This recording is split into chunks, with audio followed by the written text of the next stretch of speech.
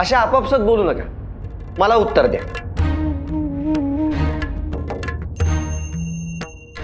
ज्योती, मला नाही वाटत यातलं कोणालाही उत्तर देता येईल किंवा स्त्री शिक्षण यांच्यासाठी महत्वाचे असेल.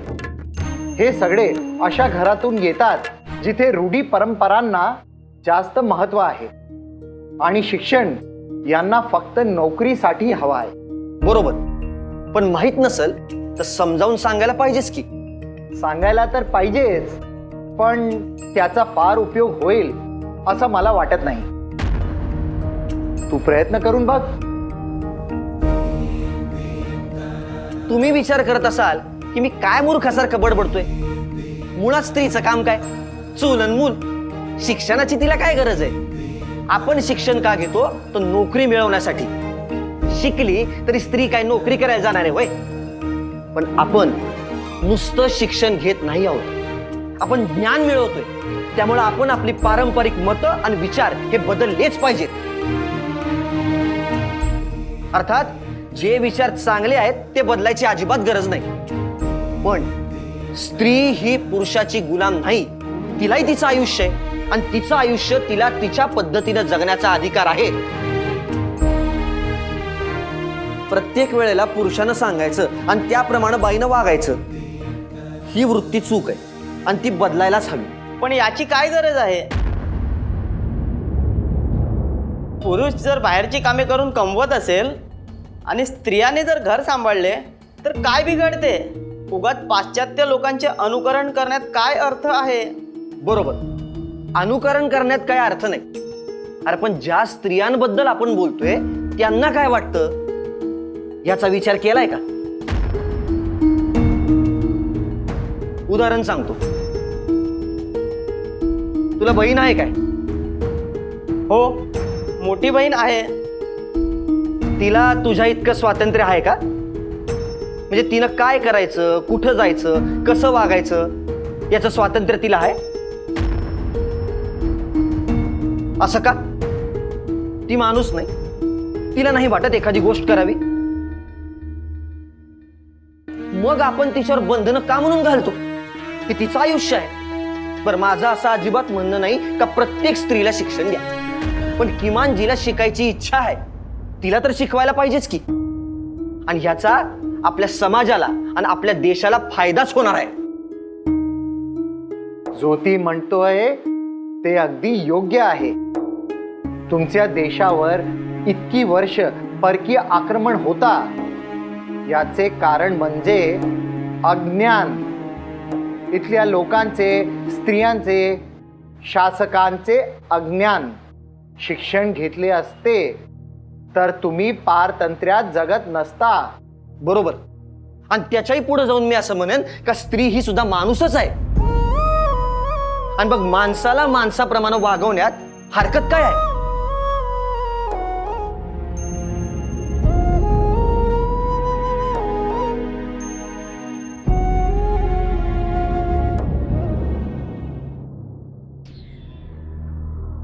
साहेब,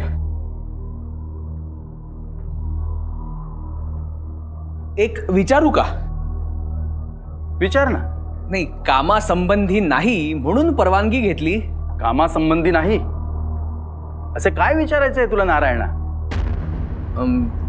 काल ज्योती आला होता ना तुम्हाला भेटायला? हो. का? नाही नाही, म्हणजे काय काम होते त्याचे हे विचारायचे होते. म्हणजे काम नसल्याशिवाय तर तो काही इथे येणार नाही. आणि मुळात आम्ही एकाच वर्गात होतो ना, म्हणून. अच्छा, म्हणजे तुम्ही एकमेकांचे चांगले मित्र असायला हवा होता. पण तू तर त्यांच्याशी कधी बोलताना दिसत नाहीस. उलट तेच तुझ्याकडे पाहून ओळख देतात. हो, म्हणजे मित्र आहोतच आम्ही. पण तो तुमच्याकडे इथे कसा काय येतो? मीच बोलवून घेतो त्यांना. का रे? नाही, सहजच विचारले. तुमचे फार महत्वाचे बोलणे चालू होते हे जाणवले मला, म्हणून म्हटलं विचारावं. तसंही मी काही परका नाहीच ना तुम्हाला. म्हणजे माझ्या परीने मलाही हातभार लावता येईल तुमच्या कामात. हो, तर आम्हाला तुझी गरज भासली किंवा आम्हाला काही अडचण आली तर तुला नक्कीच सांगू. हो, जा आता काम कर तुझे. आणि मला हे काम करू दे. हं? हो. आणि हो, गेल्या 4 दिवसापासून जे काम करण्याची तू टाळाटाळ करतोयस ते आज पूर्ण होईल अशी अपेक्षा ठेवतो. हो. आणि ते काम पूर्ण झाले की अजून बरीच कामे आहेत. ये आता तू. हो साहेब. आणि हो नारायणा, सूर्याचं तेज काही लपून राहत नाही. ज्योतिराव जे काही करणार आहेत त्याचा प्रत्यय लवकरच येईल. या आता तू. हो.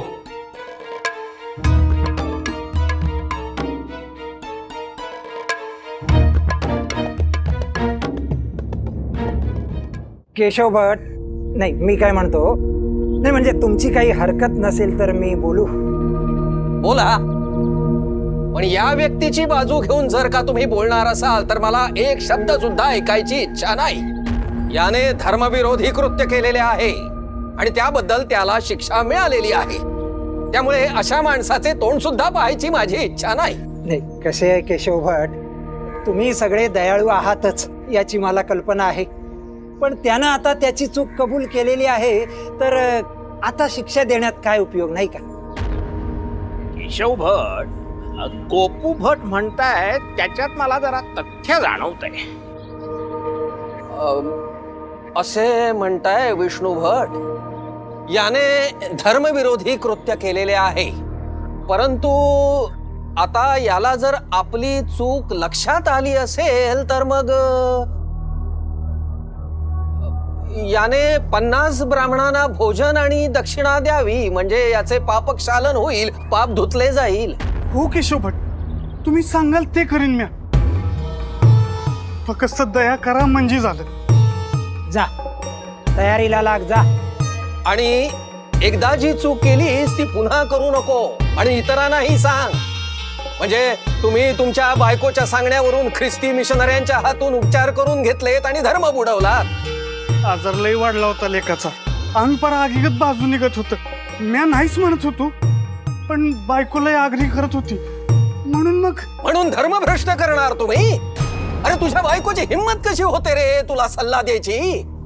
पुरुष ना रे तू, बायकोकडून सल्ला घेताना लाज नाही वाटत तुला? स्त्रियांनी नेहमी मर्यादेतच राहायला हवे. ती विसरली असेल तर आठवण करून दे तिला.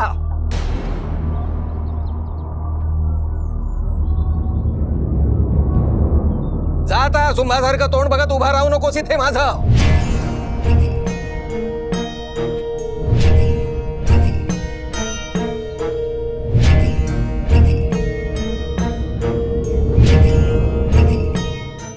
राम राम केशव भट. आता काय अडचण घेऊन आलायस बाबा? नाही भ, अडचण काय नाही. तुम्ही फुलं मागितली होती ना, म्हणलं स्वतःच घेऊन जावं. आणि पूजेसाठी तुम्ही पुण्यांदा फुलं सुरू केलीत. लय उपकार झाले बघा तुमचे.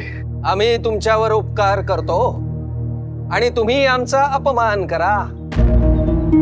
बाप इथे येऊन हातापाया पडतो आणि मुलगा सर्वांसमक्ष आमच्या विरोधात बोलतो.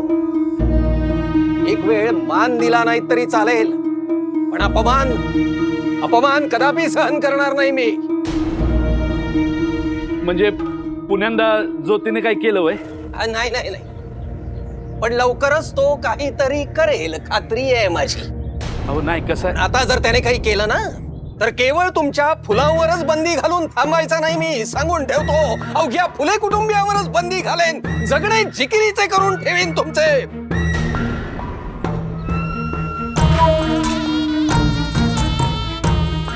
कसे आहे, खूप साऱ्या लोकांचे मतपरिवर्तन करून त्यांच्या विरोधाचा सामना करून मी तुमच्या फुलांसाठी त्यांना राजी केले आहे.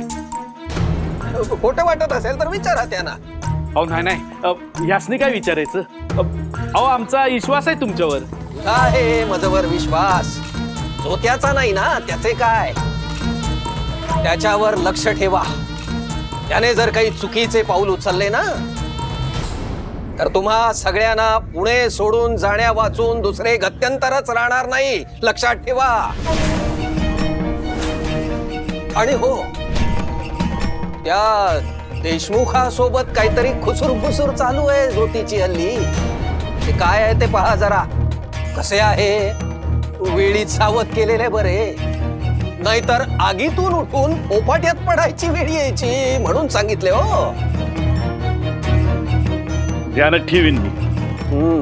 आणि जो ती काय बी चुकीचं वागणार नाही. येतो केशव भट, येतो.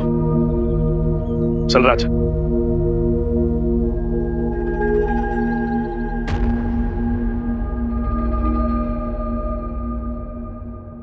नमस्कार ज्योतिराव. नमस्कार. बसा.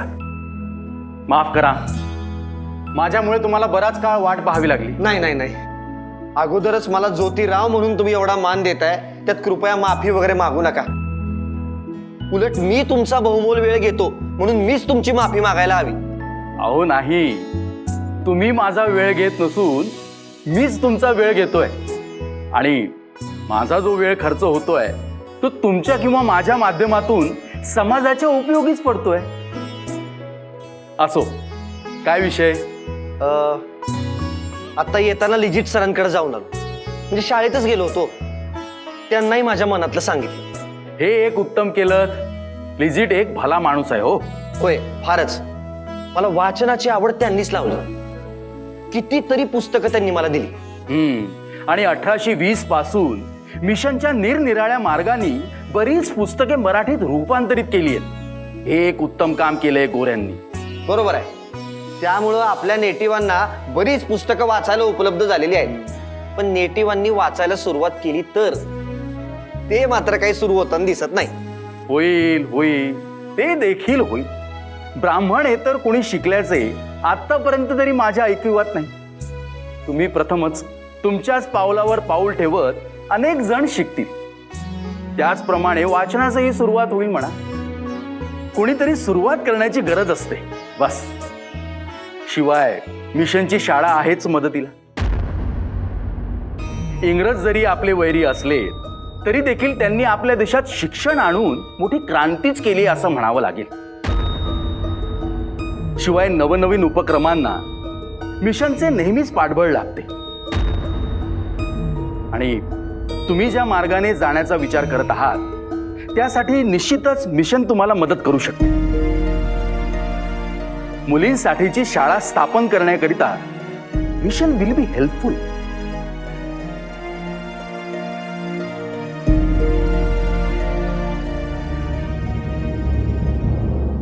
ज्योती, आल्यापासून दिसभर बाहेरच असतोयस. वाईस घरात बी थांबत जा की. दड बोलणं बी झालं नाही आपलं. अचानक गेलास काय, अचानक आलास काय? माया ग साहेब माणूस आहे त्यो. आपल्यासारख्या गरीब शेतकऱ्या संगत बोला येळ कुठे आहे त्याला?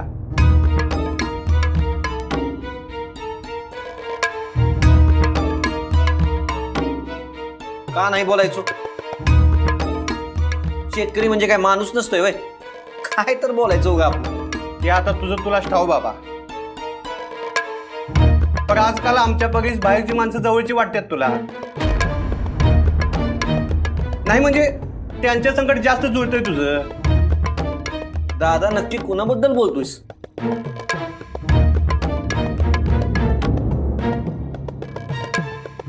जे काही सांगायचं आहे ना ते नीट इसकटून सांग बाबा. नाही नीटच नाही, बोलतोय काय मी. नाही, काय नाही. जेवा गुमान जेवा, चाल.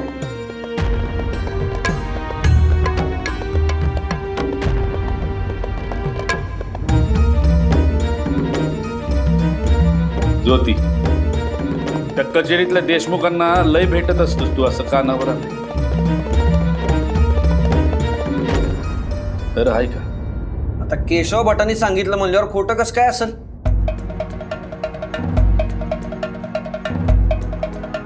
किती बी झालं तरी देवाचा माणूस आहे तो. तो लबाड कसं काय बोलल?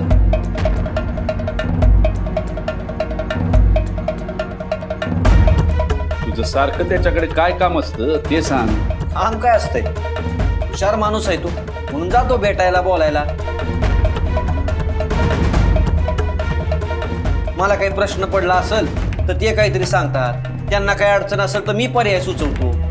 चांगली सकस चर्चा होती आमच्यात.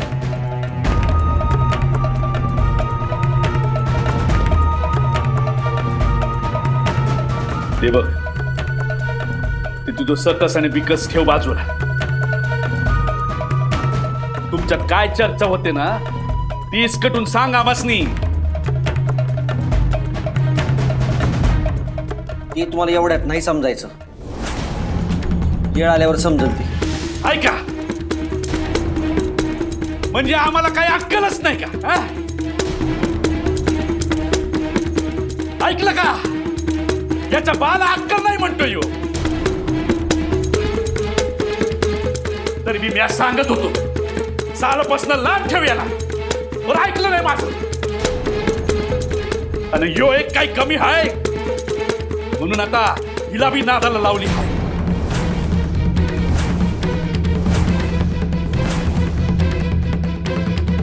नादाला लावले, काय चूक करते आहे ती? आणि यातनं झालं ना तर तिचं भलंच होईल. आणि दुसरी एक गोष्ट, तिच्या मनात स्वतः शिकायची इच्छा आहे. मी तिला जबरदस्ती नाही करत शिक शिक म्हणून. किंवा ती काहीतरी पाप करत असल्यासारखं वागू नका.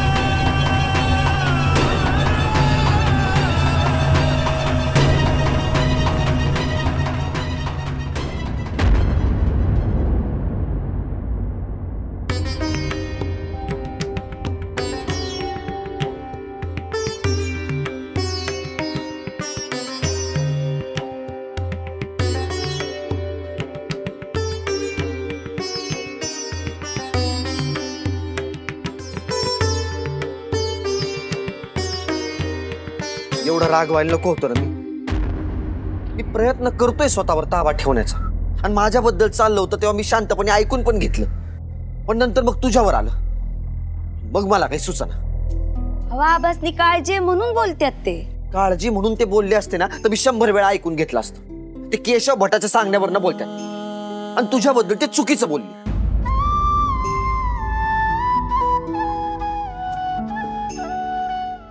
त्यासनी तसं म्हणायचं नव्हतं, चुकून बोलून गेल्या असत्याल. आणि तसं बी समजावून सांगायला सांगितल्यावर नाही समजायचं का म्हणलं? सांगायचं ना काय आहे ते. सांगून समजणार आहे का त्यांना? उगा घर डोक्यावर घेत्याल सगळं. आणि त्यात माझा फक्त अजून विचारच चालू आहे. शाळेच्या दृष्टीनं काही ठोस पावलं उचलली बी नाही. एकदा गोष्टी पुढे गेल्या की सांगायचं आहेच की त्यांना. तर हे समजत तुमच्या डोसक्यात चालू आहे. तुम्ही सांगितलं बिगर त्यासनी कसं समजायचं? सांगून काही त्यांना समजायचं नाही. वेळ आली की सांगेनच मी. तोवर असंच चालू राहणार. बरं, तुम्हासनी जेव्हा वाटल तेव्हा सांग. आणि बाकीच्यांचं राहिलं मला तर सांगाल का नाही? काय झालं मोर? काय म्हणले लोकहितवादी? लोकहितवादी म्हणले का जर मुलींची शाळा सुरू करायची असेल तर मिशन मदत करत. लिजिट सर असतेच म्हणले. पण त्या दिवशी तू म्हणालीस ना, त्याचा मी विचार केला.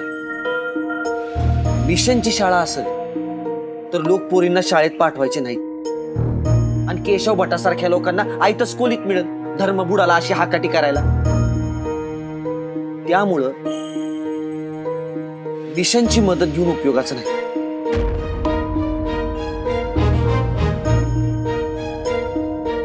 पर मग मिशनची मदत घ्यायची नाही तर काय करायचं ठरवलंय तुम्ही?